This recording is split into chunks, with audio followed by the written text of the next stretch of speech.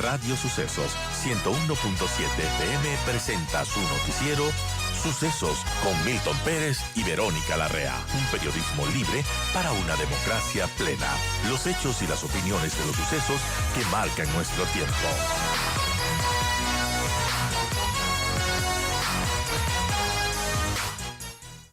Comentábamos hace un momento que ayer se encontraron a dos personas caminando y libando en las rieles del metro de Quito.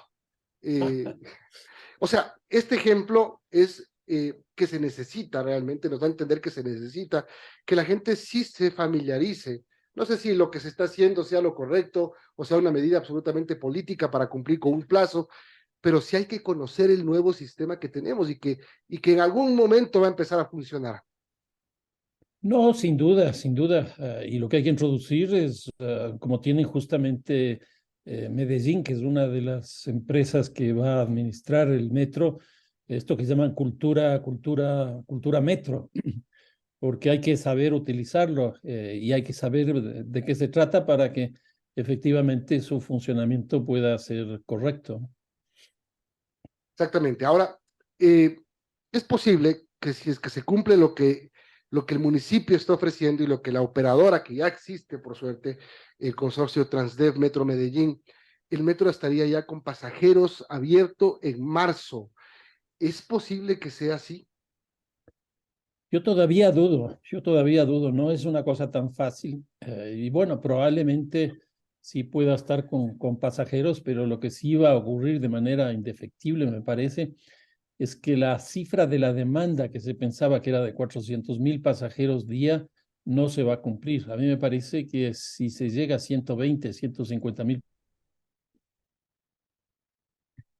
Y bueno, también la vocera Verónica Sevilla ha mencionado, ¿no? Que quizás tomará un año más o menos llegar a esa meta de usuarios que están planificando. No, yo creo que incluso va a ser mucho más, porque uno de los grandes problemas que tiene este rato el metro es que todavía no se convierte en la estructura de la movilidad en Quito. En otras palabras, tienen que articularse los distintos modos de transporte, las distintas modalidades de transporte y articular el sistema vial también. Esas dos cosas son bastante complicadas de hacerlo de un día para otro porque hay intereses políticos. Si nosotros vemos el caso más próximo para nosotros, que es el de Cuenca con el tranvía o con la aerovía en Guayaquil, ninguna de las dos que ya están funcionando 2, 3 años, pues han cumplido eso. Incluso en el caso de Guayaquil hubo una contracción de la demanda de casi 12% en este año. Y entonces ese tipo de cosas tienen que empezar a trabajarse, pero de forma urgente, porque si no, eso va a incrementar los costos de los subsidios, que yo creo que ya de por sí son bastante altos, ¿no? Si tú no reorganizas las frecuencias de arriba, el metro no va a tener abastecimiento. Lo que se necesita es que la gente tenga comodidad para usar el metro, que el metro solucione problemas y que no sea solamente un objeto turístico como ahora mencionas tú la aerovía de Guayaquil.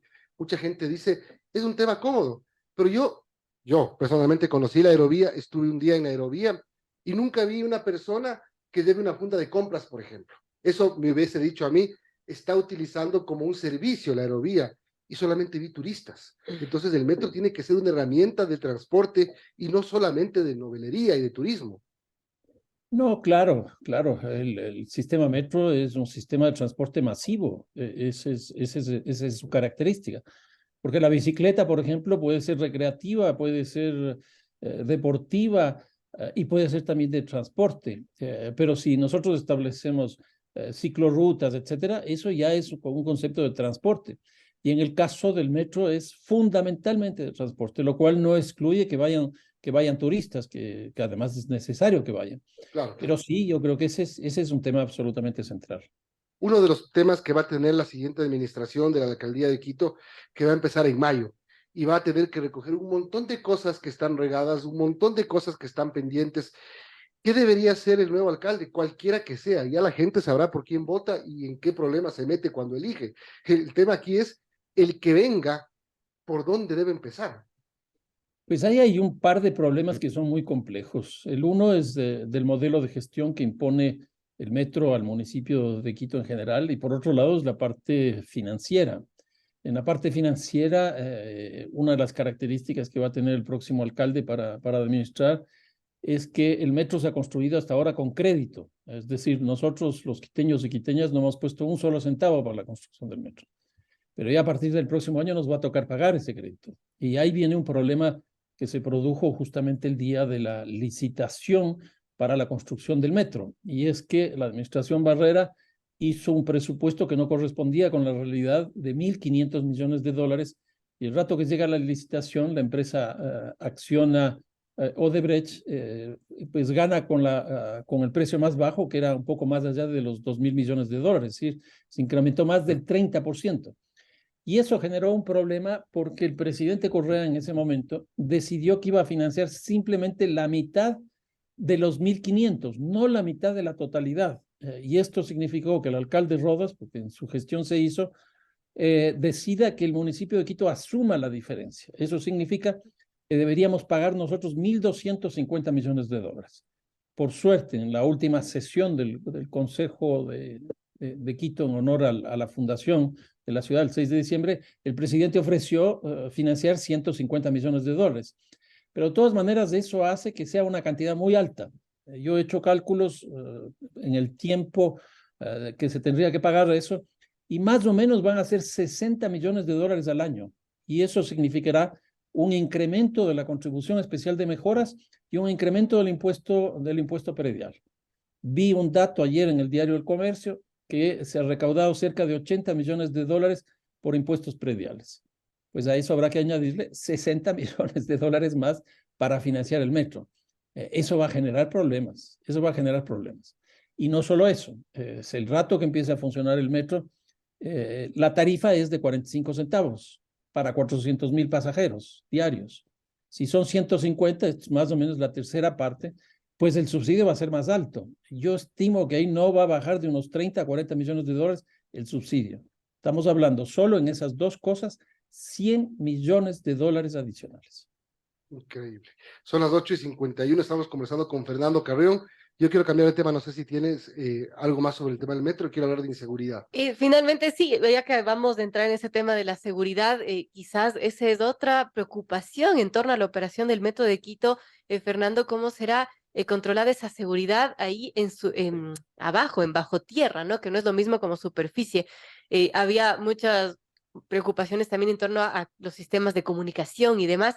¿Y cómo ve usted eso de controlar la seguridad, de respuesta frente a algún incidente, atentado, etcétera? Sí, no es fácil porque en los metros ocurren varias cosas. Por ejemplo, violencia de género. Yo acabo de estar la semana pasada en Ciudad de México y ahí ya tiene desde hace algún tiempo la separación de vagones para hombres y mujeres de tal manera que la violencia de género no se produzca. ¿Qué está planteándose en este caso? Pues yo no conozco. Por lo pronto no la separación, que a mí tampoco me gusta mucho eso, pero no tienen una propuesta. La segunda cosa, el tema terrorismo. O sea, en el Ecuador ya se estableció, desgraciadamente, secuelas del terrorismo como el que vivimos, por ejemplo, la primera semana de noviembre, en cinco provincias. En tercer lugar, esto que ustedes acaban de decir, borrachitos ya en las redes, en las redes. O sea, suicidios, eso hay en todos los metros. Claro. Robos, hurtos también. Pero no tenemos ni siquiera comunicación con el 911. Y tampoco hay sistemas todavía de internet adentro.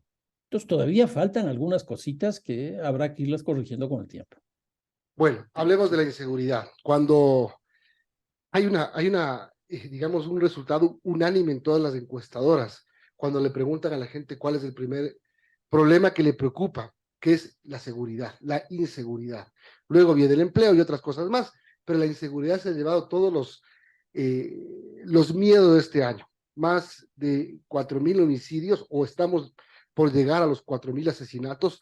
Hemos visto cosas atroces durante este año, atentados, coches bomba, bandas de crimen organizado peleándose en las calles encarnizadamente, una ciudad como la de Esmeraldas completamente desolada por la delincuencia, la zona 8 bajo ataque de los delincuentes, es decir, un desastre total en el tema de seguridad. Sí, yo creo, acabo de terminar un artículo académico que saldrá en Ecuador Debate, que es una de las revistas en ciencias sociales más reconocidas aquí, que saldrá, espero, la segunda semana de enero. Y ahí hice un recorrido de las tasas de homicidio en el Ecuador desde 1980 para acá. Y hay cosas muy interesantes.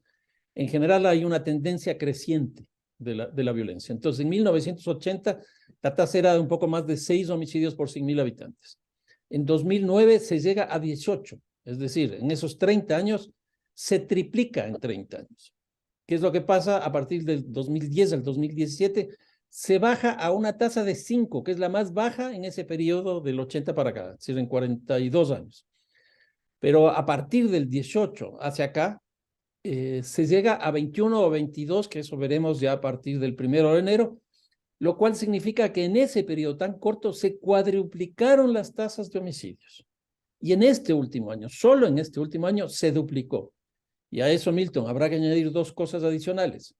Por un lado, que los grados de violencia son más altos hoy día. No solo que hay más hechos de violencia, sino que son más violentos. Por ejemplo, esta cosa de colgar cadáveres en puentes, de cercenar partes del cuerpo. Y eso ya es una cosa común, ya no nos llama la atención. Son cada vez más violentos. Y no solo eso, sino que ya entró de manera directa el terrorismo. La primera semana de noviembre de este año fue espantosa. Coches bomba, bombas de gasolina, UPCs, etcétera, etcétera.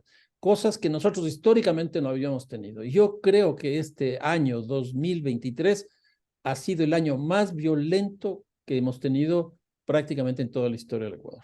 Y ahora, ¿cómo hacemos para solucionar este problema? Las acciones del gobierno evidentemente no son suficientes, pero hay por lo menos ese plan trazado. El tema es que la gente necesita que las cosas lleguen rápido, y son cosas que no llegan rápido. No es tan fácil vencer a grupos violentos, no es tan fácil tener al día de mañana la logística necesaria y el apoyo internacional. Yo creo que aquí hay algunas cosas que habría que hacer. Uno, primero, me parece que no está bien diseñado el marco institucional. Yo creo que el presidente Lasso hizo bien en separar dentro del Ministerio de Gobierno las dos funciones que tenía, que era por un lado la política, que se quedó en el Ministerio de Gobierno, y por otro lado la seguridad al Ministerio del Interior.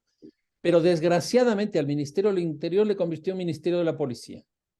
Y yo creo que ese Ministerio del Interior debería ser la cabeza visible de todo el área de seguridad. Y aquí debería construir un sistema nacional de seguridad donde estén los municipios, donde estén las cámaras, donde estén las universidades, los colegios, el sistema de transporte, etcétera, etcétera, porque si no, no se va a poder enfrentar. Y en esa perspectiva, yo creo que hay que definir tres políticas. Una política de seguridad ciudadana que tiene que ver básicamente con robos, hurtos y homicidios.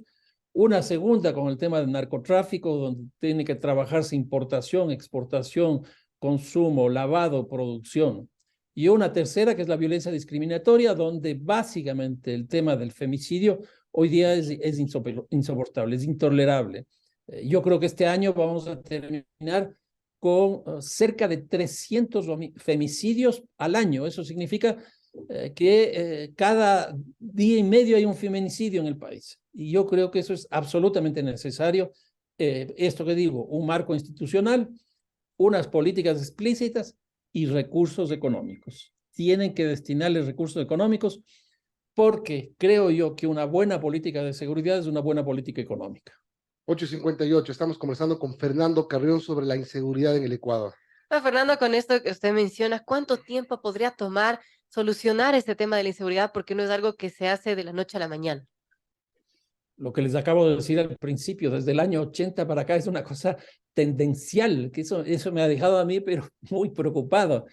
Claro que desde el 2009 para acá ha habido una subida y bajada, porque la caída que se ve desde el 2010 al 2017 es evidente. ¿Qué es lo que se hizo? Se introdujo tecnología, por ejemplo, alrededor del 911.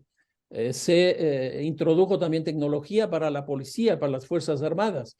Se hicieron reformas a la Constitución, se diseñó el código el COIP, el Código Integral Penal. Es decir, se hicieron un conjunto de cosas que me parece que en este caso no se están haciendo. Ahora, aquí sí creo que hay que señalar, esa caída de las cifras también se hace porque se modificaron los mecanismos metodológicos para la contabilidad de los casos. Yo creo que eso es una de las cosas que habría que hacer. porque no se está midiendo correctamente. Yo creo que a partir del 2010 se cae a 5 homicidios, como decía, por 100.000 habitantes, porque se centralizó toda la información y se cambió la metodología. En otras palabras, y en esto hay varios autores que han estudiado eso, se manufacturaron las cifras. Pero desde ese momento para acá, se sigue trabajando con la misma metodología, lo cual quiere decir probablemente que las tasas son más altas de las que nosotros estamos manejando. Bueno, el próximo año es un año de retos importantes. Además, hay una consulta popular de por medio que el gobierno está creando, además del ambiente, para que se vote por el sí, pensando en que va a ser una solución. Es un paso hacia la solución, quizá. La consulta es importante. No, yo creo que hay temas, obviamente, que son importantes, pero yo creo que lo otro que señalaba, lo del marco institucional y las políticas son fundamentales. Por ejemplo, hemos salido a buscar apoyo de Israel. Yo me pregunto, ¿qué tiene Israel en términos de inseguridad parecido a lo que nosotros tenemos acá? El problema de Israel es con Palestina. El problema nuestro es con los carteles del narcotráfico. Que Israel tiene tecnología y tiene una de las mejores inteligencias del mundo, sí. Que trabajemos con los Estados Unidos, absolutamente de acuerdo. Que trabajemos con Colombia, también. Y me parece que esta propuesta que le hizo el presidente Petro al presidente Lasso de trabajar la frontera, hay que ponerle todo el énfasis posible, porque hay 3 problemas. Uno, las zonas de producción más grandes del mundo de la cocaína están en el departamento de Nariño y en el departamento del Putumayo, 2 departamentos fronterizos con nosotros. Y ahí hay grupos criminales organizados. Ahí hay que apoyarle a Colombia para que eso deje de producirse, porque eso nos ayudará a nosotros. Segunda cosa, que no pase la droga de Colombia para acá, porque eso es de importación. Si eso se logra, para nosotros sería fantástico. Y la tercera cuestión, Colombia tiene un sistema de inteligencia muy bueno. Yo creo que en esa perspectiva el Ecuador tiene que unirse a Colombia, porque además Colombia está planteando, y eso me parece absolutamente necesario, una discusión a nivel presidencial respecto de políticas del narcotráfico en América Latina. ¿Por qué esto? Porque la guerra a las drogas fracasó. Fue una propuesta que se implantó en el año 71 por el presidente Nixon y ya todo el mundo dice y hay un consenso de que eso no funciona, pero no tenemos nada alternativo. Yo creo que hay que entrar en esa perspectiva. Perfecto. Fernando Carrillo, muchas gracias por habernos acompañado. Tenga un buen año, 2023. No, exactamente igual para ustedes y sigan haciendo el maravilloso trabajo que están haciendo. Muchísimas gracias. Un abrazo.